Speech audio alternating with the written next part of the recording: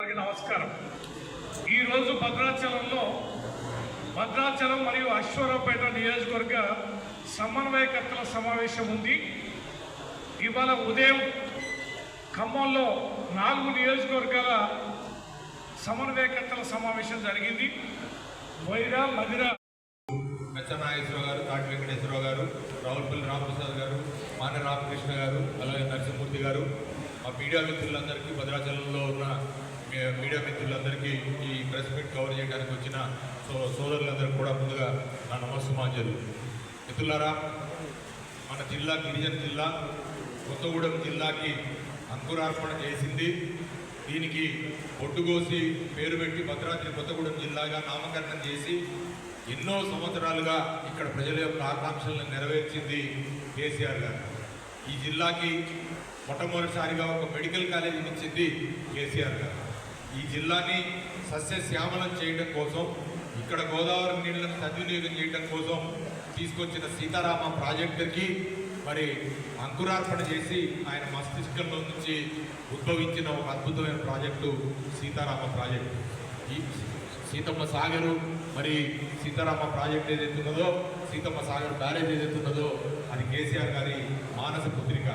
దాంతోపాటుగా ఈ గిరిజన జిల్లాలో 5 నియోజకవర్గాల్లో పోడు భూములకు పట్టాలిచ్చి దాదాపు రాష్ట్రం మొత్తం మీద 4 లక్షల ఎకరాల పోడు భూములకు పట్టాలిస్తే ఒక భద్రాద్రి కొత్తగూడెం జిల్లానే దాదాపు 1.5 ఎకరాల మరి పోడు భూములకు పట్టాలిచ్చి గిరిజనులకి ఆ పట్టాలతో పాటుగా రైతు బంధును పంపిణీ చేసిన మహనీయుడు కేసీఆర్ గారు.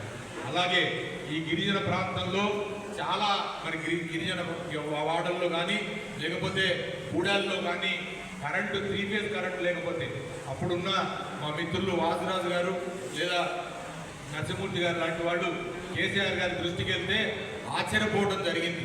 దానికి బదులుగా 300 కోట్ల రూపాయల ఆ రోజున కేసీఆర్ గారు ఈ గిరిజన జిల్లాల్లో 3 ఫేజ్ కరెంటు రావడం కోసమని అదనంగా డిపార్ట్మెంట్కి శాంక్షన్ చేసి ఇక్కడ రైతులందరికీ కూడా ఉపయోగపడే విధంగా మోటార్లు 3 ఫేజ్ మోటార్లు తిరిగే విధంగా గిరిజన గ్రామాల్లో మరి గూడాల్లో కోయగూడాల్లో అద్భుతమైన ప్రగతిని చూపించింది మహనీయుడు కేసీఆర్ గారు. ఇంత పెద్ద ఎత్తున అభివృద్ధి చేసుకొని కొత్తగూడెం జిల్లా ఇప్పుడు మన భద్రాచలం తీసుకొని పాలవంచ, కొత్తగూడెం, సుజాత నగర్ వరకు మన మొత్తం రహదారులు ఏ రకంగా అభివృద్ధి అయినాయో మనం ఒకసారి ఆలోచిస్తే కొత్తగా ఉద్భవించిన కొత్తగూడెం జిల్లా ఏ రకంగా మరి అద్భుతంగా ఉందనేది ఒకసారి మనం అందరం కూడా ఆలోచించుకోవాల్సిన విషయం. భద్రాచలం కాన్స్టిట్యున్సీ కానీ, అశ్వరావుపేట కాన్స్టిట్యున్సీ కానీ, పిరపాక కాన్స్టిట్యున్సీ కానీ లేదా కొత్తగూడెం కాన్స్టిట్యున్సీ కానీ అద్భుతంగా ఇవాళ ప్రగతిలో రాణించింది. రాజకీయంగా మేము మరి బీఆర్ఎస్గా రాణించకపోయినా కూడా ప్రగతిలో రాణించడంలో ఎక్కడ వెనకబడలే. ఆ రోజు మరి ఇంత పెద్ద ఎత్తున వరదలు వచ్చినప్పుడు 2022 సంవత్సరంలో కేసీఆర్ గారు ఇక్కడికి వచ్చి ఇక్కడ ప్రజల్ని ఏ రకంగా ఆదుకున్నారనే విషయం కూడా మీ అందరికీ తెలిసిందే. అయినా కళ్ళబొల్లి కబుర్లు చెప్పి, మాయ మాటలు చెప్పి అసలు భద్రాచలానికి కావాల్సిన కరకట్ట ఏదైతే ఉన్నదో దాన్ని ఎత్తు పెంచుతామని ఎలక్షన్లప్పుడు బాయాప్తు ఊదరు కొట్టారు. కానీ 2.5 సంవత్సరాలైంది, ఇవాళ వరకు అంగుళం కూడా పని జరగలేదు. జరగకపోగా మేము అధికారంలో ఉన్నప్పుడు చిట్ట చివరిలో నేను ఇక్కడికి వచ్చి అక్కడ నేతాకులకుంట దగ్గర మన భద్రాచలం అవతల కరకట్ట మరి అసంపూర్తిగా ఉన్న దానికి 30 కోట్ల రూపాయలు లాస్ట్లో కేసీఆర్ గారు ఇస్తే దాన్ని పూర్తి చేయడం వల్ల ఇవాళ భద్రాచలం ఎంతో ఎంతో సురక్షితంగా ఉంది. అయినా కూడా మరి పూర్తి స్థాయి కరకట్ట ఎంతో నిర్మించాలనే ఒక డిమాండ్ ఏదైతే ఉందో దాన్ని పరిష్కరించాల్సిన బాధ్యత కూడా ప్రస్తుత ప్రభుత్వానికి ఉన్నా దాన్ని కూడా ఏం చేయడం లేదు, విస్మరిస్తూ ఉన్నారు. అనేక గ్రామాల్లో మనం తయారు చేసి పెట్టిన మరి ఏవైతే పల్లె ప్రకృతి వనాలు లేకపోతే మరి ట్రాక్టర్లు లేకపోతే గ్రామ పంచాయతీలు గుడారిని ఒకప్పుడు గిరిజన గుడాలు ఏవైతే ఉన్నాయో అద్భుతంగా పచ్చగా కలకలలాడి మరి కేసీఆర్ గారి నాయకత్వంలో బ్రహ్మాండంగా ఉండే ఇవాళ ఏమీ లేదు. నిరుద్యోగులకి ఓ పక్కన నిరుత్సాహం ఉంది, జాబ్ క్యాలెండర్లు లేవు, జాబులు లేవు. కొత్తగా వీళ్ళు చెప్పిన 420 హామీలు ఎట్లాగో గాలికి వెళ్ళిపోయినాయి. 6 గ్యారెంటీలకి దిక్కే లేదు. ఆ రోజు ఇక్కడ కూడా అనేక మంది కాంగ్రెస్ నాయకులు పెద్ద పెద్ద నాయకులు తీసుకొని వచ్చి పెద్ద పెద్ద వాగ్దానాలు చేసి బాండ్ పేపర్ల మీద రాసిపోయిన నాయకులు 2.5 సంవత్సరాలు అయిపోయినాయి, 30 నెలలు కంప్లీట్ అవుతా ఉంది. కానీ అసలు వాగ్దానాలు మాత్రం నెరవేర్చలేదు, కొత్త వాగ్దానాలే మరి నెరవేర్చడం జరిగింది.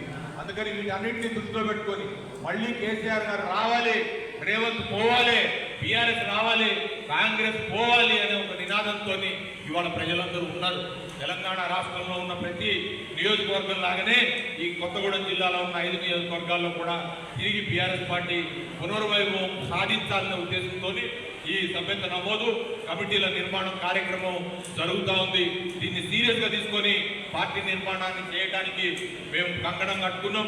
కేసీఆర్ గారు ఆదేశించిన విధంగా తప్పకుండా ఈ గిరిజన నియోజకవర్గాల 5 నియోజకవర్గాల్లో కూడా పార్టీని పటిష్టపరుస్తామని చెప్పి తెలియజేసుకుంటూ మీకు మరి త్వరలోనే అద్భుతమైన కమిటీల నిర్మాణంతో పాటుగా నిత్యం మీకు అందుబాటులో ఉండే విధంగా బీఆర్ఎస్ పార్టీ ఈ గిరిజన మన గ్రామాల్లో కానీ నియోజకవర్గాల్లో కానీ పార్టీ మీకు చేదోడు వాదోడుగా ఉండే విధంగా మా ప్రవర్తన ఉంటుంది అని చెప్పి తెలియజేసుకుంటూ అందరం ఐకమత్యంగా 2025లో జరిగే ఎన్నికల్లో కేసీఆర్ గారిని ముఖ్యమంత్రి చేయడం కోసం ఐక్యంగా పోరాడదామని చెప్పి తెలియజేసుకుంటూ సెలవు తీసుకుంటా ఉన్నా.